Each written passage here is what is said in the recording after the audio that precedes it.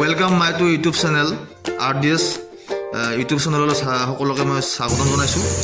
আৰু মই আজি 2 বছৰমান আগত 2023 চনত মে' মাহত মই মেঘালয়ৰ নস্তিনলৈ এটা পথ ফুৰিবলৈ গৈছিলোঁ আৰু নস্তিখন চাবলৈ গৈছিলোঁ। কেনেকুৱা তাৰে কেনেকুৱা ধৰণৰ টাউন, কেনেকুৱা জেগা এইবিলাক চাবলৈ গৈছিলোঁ।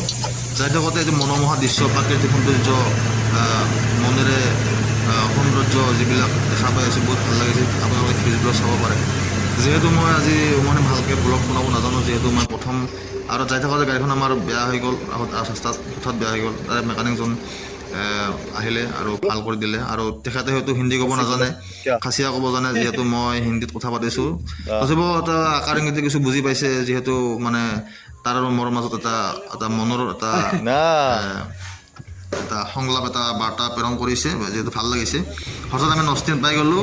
নস্তিন আমি মোটামুটি সন্ধিয়াৰ ভাগত পাই গৈছোঁ। এইফালে চিধা গ'লে শ্বিলং পাম, আৰু এইফালে যদি সোমাই যাওঁ তেনেহ'লে আমি নস্তিন পাই যাম। এতিয়া আমি তাৰে যিহেতু নস্তিন আমি প্ৰথমবাৰলৈ গৈছোঁ, যিটো তাকো যিহেতু ড্ৰাইভাৰজন নতুন প্ৰথমবাৰলৈ গৈছে, আমি সেইটো চিনি নাপাওঁ তেনেকৈ। আৰু লোকেল মানুহ এজনক আমি সুধিলোঁ যে নস্তিন কোনফালে যায়।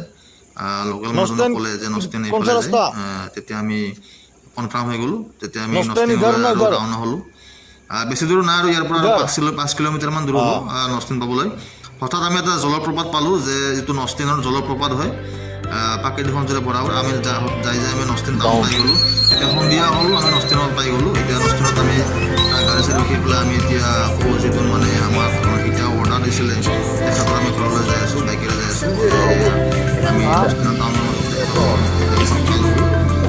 এতিয়া এইটো তাৰ পৰা আমি ওলাই আহিলোঁ। এতিয়া আমি আকৌ এই আমাৰ নিজৰ গাড়ীখন চলাই তাত পণ্ডালৈ যাই আছোঁ। এতিয়া আপোনালোকে চাব পাৰে। বিল্ডিংতে নহয়, এইটো বিল্ডিংতে ঘৰ চাব